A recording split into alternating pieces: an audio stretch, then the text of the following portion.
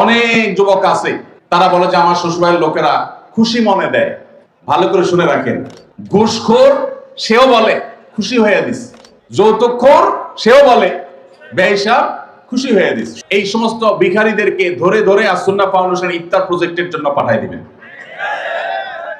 ভাইরা আমার, আমাদের সমাজে বহুল প্রচলিত বহুল প্রতিষ্ঠিত কুসংস্কারগুলোর মধ্যে থেকে একটি হলো এটি, মেয়ের বাবার বাড়ি থেকে রমজান আসলে ইফতারের বিভিন্ন আইটেমের জন্য ছেলে, ছেলের মা, ছেলের বাবা, ছেলের গোষ্ঠী, ছেলের বিভিন্ন মহিলারা ওই ফ্যামিলির তারা অপেক্ষায় থাকে।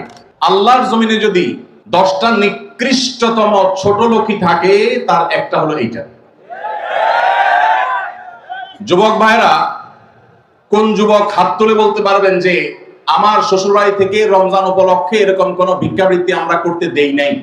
বলতে পারবেন কেউ? দেখি কার কার বউকে পাঠা বলা আছে, হাত তোলেন। হয় নাই যাদের, বাবাজি আপনি হাত তুলছেন, আপনাদের আমার তো এগুলো ছিলই না, আপনি হুদাই ক্রেডিট নিচ্ছেন কেন? এগুলো তো নতুন, আমাদের দেশে নতুন ফিতনা শুরু হয়েছে। এই দাঁড়িয়ে গেল ভাই, আপনি হাত তুলছেন কি বুঝা? বলেন বলেন কি বুঝে হাত তুলেন? আপনার শ্বশুরবাড়ি থেকে ইফতার আসে নাই? গরিব তারা, মানে কারণ কি?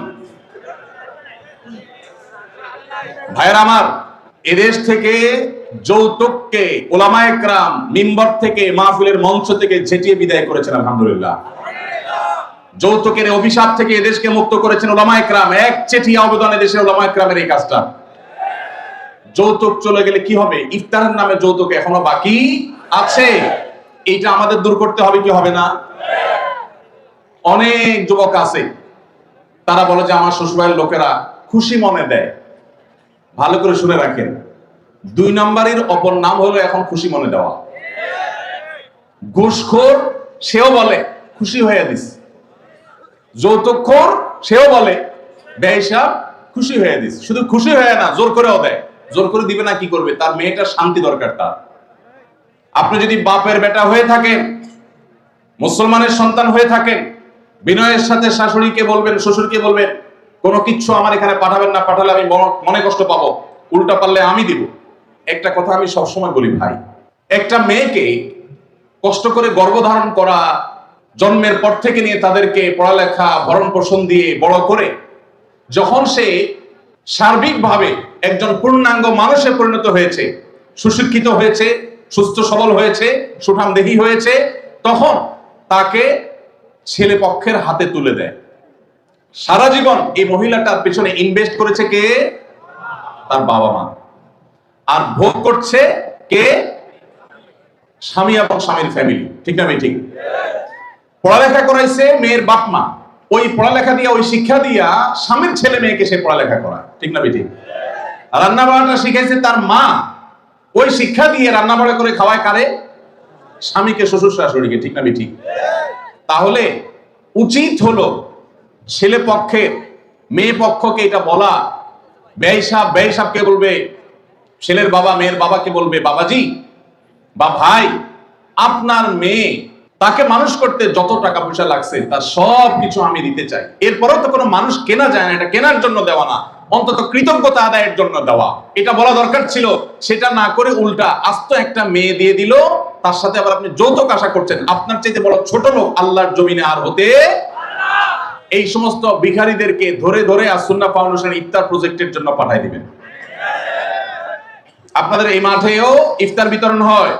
যাদের শ্বশুর বাড়ি থেকে ইফতারের দরকার হয়, এদের সবাইকে আমাদের ওখানে পাঠিয়ে দিবেন। কথা বুঝে আসছে? এখন এরপর থেকে হুদাই যায় আমাদের ওখানে সিরিয়াল ধরবে। সিরিয়াল ধরলে সবাই ইফতার পাবে। শর্ত হলো সে প্রকাশ্যে ঘোষণা দিবে আমি শ্বশুর বাড়ি থেকে ইফতার প্রত্যাশী ছিলাম, কিন্তু সেখান থেকে ইফতার পাওয়ার কোনো ক্ষীণতম সম্ভাবনা না থাকায় আমি নিরুপায় হয়ে এখন আসুন্নাহ ফাউন্ডেশনের দ্বারস্থ হয়েছি। এইটা যদি আপনি ঘোষণা দিতে পারেন, আমাদের দিতে কোনো অসুবিধা নেই ইনশাআল্লাহ। ভাইরা আমার, এই কুসংস্কার আমরা দূর করবো তো ইনশাআল্লাহ। খুশি মনে বলতে কোনো কিচ্ছু নাই। খবরদার, মেয়ে পক্ষ যদি ইফতার পাঠায়, ছেলে পক্ষ পাঠায় না কেন? মেয়ে পক্ষ যদি 2 আনা পাঠায়, ছেলে পক্ষ 4 আনা পাঠানো উচিত। অনেক মহিলারা আছে ফ্যামিলির, তারা খোঁচাখুচি করে বৌমাকে। আল্লাহ আমাদের এই কুসংস্কার থেকে মুক্ত থাকার তৌফিক দান করুন। স্বামী আদেশ করলে কি শ্বশুর শাশুড়ির সেবা করতেই হবে? সেবা করতে গিয়ে অনেক সময় আমি অসুস্থ হয়ে যাই, এক্ষেত্রে ইসলাম কি বলে? ভাইরা আমার, স্বামী যদি আদেশ করে যে আমার বাবা মার খেদমত করো। এখন বোনের প্রশ্ন হলো, আমি অসুস্থ হয়ে গেলেও কি স্বামীর সে নির্দেশ মানতে হবে কিনা? উত্তর হলো না। যদি এই পর্যায়ের হয় যে আপনি শ্বশুর শাশুড়ির সেবা করতে গিয়ে আপনি সুস্থ না থাকেন, এই পর্যায়ের আপনার সেবার প্রশ্ন আসে, তো আপনি নিজেকে অসুস্থ করে ফেলে তারপরে শ্বশুর শাশুড়ির খেদমত করতে হবে, এত কঠিন নির্দেশ ইসলাম আপনাকে দেয় নাই।